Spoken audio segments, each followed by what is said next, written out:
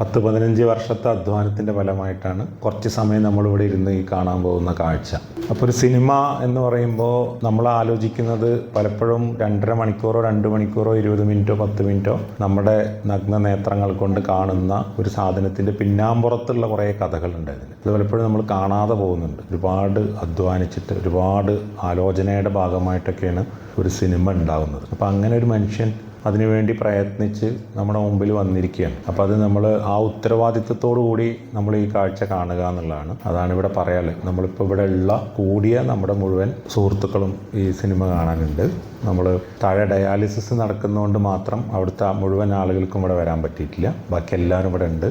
നമ്മളിന്ന് home care ഒരു കാരണവശാലും വിട്ടുവീഴ്ച ചെയ്യാത്ത കാര്യമാണ് രോഗികളുടെ അടുത്ത് പോകുക എന്നുള്ളത്. ഫിസിയോതെറാപ്പി ചെയ്യാൻ പോകുന്നതിൽ നമ്മൾ ഒരിക്കലും വീഴ്ച വരുത്താറില്ല. പക്ഷെ നമ്മളിവിടെ ഒരുമിച്ച് ഇങ്ങനെ ഒരു മനുഷ്യൻ്റെ അധ്വാനത്തിൻ്റെ ഒരു പ്രതിഫലനം ഇവിടെ നടക്കുമ്പോൾ നമ്മളെല്ലാവരും ഉണ്ടാവണം എന്നുള്ള ആഗ്രഹം കൊണ്ടാണ് നമ്മൾ ഒരുമിച്ച് കൂടിയിട്ടുള്ളത്. ഇപ്പോൾ ഇവിടെ ഇനി വാക്കുകൾക്ക് പ്രസക്തിയില്ല, ഇനി കാഴ്ചക്കാണ് പ്രസക്തി. നമ്മളതിലേക്ക് കടക്കാം. ഞാൻ വിശദമായിട്ട് ഈ സിനിമയെക്കുറിച്ച് പഠിച്ചിട്ടൊന്നുമില്ല. പക്ഷെ എന്നോട് നൂറ്, എനിക്ക് ഏറ്റവും പ്രിയപ്പെട്ട ഒരു സുഹൃത്താണ്, നൂറ് പറഞ്ഞത് ഒരു എക്സ്ട്രാ ഓർഡിനറി സിനിമയാണെന്നാണ്. നമുക്ക് ആ പ്രതീക്ഷയോടുകൂടി ഈ സിനിമയെ കാണാം. ഷമീം ഒരു ഫിലിം മേക്കറാണ്. ഒരു പ്രതികരണം നേരിട്ടറിയുക, അതൊക്കെയാണ് ആളുടെ ഒരു രീതി. അപ്പോൾ ഇലയെ സംബന്ധിച്ച് നമ്മുടെ എല്ലാ ഡിപ്പാർട്ട്മെൻറ്റുകളിൽ നിന്നുള്ള ആളുകളുണ്ട്. ഇതുപോലെ എല്ലാവരും ഒരുമിച്ചിരിക്കുന്ന സിനിമാ പ്രദർശനം ഈ അടുത്ത് നമ്മൾ നടത്തിയിട്ടില്ല. ഡിപ്രഷൻ്റെ കാഴ്ചയിൽ ഒരു വലിയൊരു ഭാഗം എന്ന് പറഞ്ഞു കഴിഞ്ഞാൽ ഇപ്പോൾ കുറേ 2013 തൊട്ട് 2025 വരെ ഉള്ളൊരു കാലഘട്ടം കാണിക്കുന്നുണ്ട്. ചിലപ്പോൾ നമ്മളടുത്ത് ക്ലൈൻറ്റ് വരുമ്പോൾ അവർ പറയാറുണ്ട്, അതായത് എല്ലാവരുടെ അടുത്തും ഇല്ല, ഓക്കെ ആവില്ല. അപ്പോൾ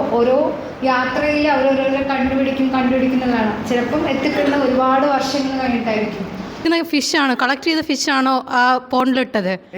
ലാസ്റ്റ് റിയലൈസേഷൻ. ഓക്കെ, അത് എനിക്ക് മനസ്സിലായി. അതായത് കുറച്ചുകൂടി നന്നായിട്ടുണ്ട്. കാരണം ആൾക്കൊരു റിയലൈസേഷൻ വന്നു. പിന്നെ ആളൊരു ഫ്രീ, ലൈക്ക് ആൾക്കൊരു പീസ് കിട്ടിയപ്പോൾ ബാക്കിയുള്ള ജീവനെ ഫ്രീ ആക്കിയെന്ന് തോന്നി. ബാക്കി 2 സിനിമകളിലും ശരിക്കും നിശബ്ദ വസന്തങ്ങൾ, അതായത് നമ്മുടെ ജൈവഭാവം വിട്ടുപോയിട്ടുണ്ട്. നമ്മളത് അത് തിരിച്ചു പിടിക്കാനുള്ള ശ്രമം ഉണ്ടായി എന്നുള്ളത് ഈ സമയത്ത് ഏറ്റവും അനിവാര്യമായൊരു സാധനമാണ്. അവർ ഡ്രസ്സായിട്ട് ചെയ്തിട്ടുണ്ട്. പക്ഷെ അതിലൊക്കെ അപ്പുറമാണ് സുഹൃത്തുക്കളെ ഇതിനെടുക്കുന്ന എഫർട്ട്. ആ രണ്ടാമത്തെ സിനിമയിലെ ഒരവസ്ഥയാണ് ഇപ്പം എനിക്ക് തോന്നിയത്. പിന്നെ ഈ കുട്ടികൾ തന്നെ പലരും നമ്മൾ സംസാരമൊക്കെ കഴിഞ്ഞപ്പോഴത്തേക്കും ഓരോരുത്തരും കരയാൻ തുടങ്ങി, അവരുടേതായ പ്രശ്നങ്ങൾ. ഇപ്പോൾ ലാസ്റ്റ് ഒരു കൂട്ടരോടെ വന്ന് കാത്തിരിക്കുന്നുണ്ട്. അപ്പോൾ ആ മീനിനെ പിടിച്ച് ആ കുപ്പിയിലിട്ട ഓർമ്മയൊക്കെ വന്നു എനിക്ക്. ഇന്നത്തെ ഒരു ദിവസം ഏതാണ്ട് അതുപോലെയായിരുന്നു എൻ്റെത്. സൃഷ്ടി എന്നുള്ള നിലക്ക് അതിൻ്റെ പിന്നിൽ നടക്കുന്ന എനിക്കും ഇതൊക്കെ ഇഷ്ടമായിരുന്നു. ഞാനതൊക്കെ ഇങ്ങനെ കുറേ സിനിമകളൊക്കെ ചെയ്തിട്ടുണ്ട്. അതൊന്നും ഇവിടെ ആർക്കും അറിയില്ല. നമുക്ക് സ്വകാര്യമായിട്ട് സംസാരിക്കാം. നിങ്ങൾ ഫസ്റ്റ് പാടിയ ആ ഒരു ഇതുണ്ടല്ലോ, അത് വല്ലാണ്ട് ഇഷ്ടപ്പെട്ടു. അത് ഭയങ്കര സൂത്തിങ് ആയിട്ട് ഫീൽ ചെയ്തു. അപ്പോൾ ഭയങ്കര ലൈക്ക് ഇതുണ്ടായിരുന്നു.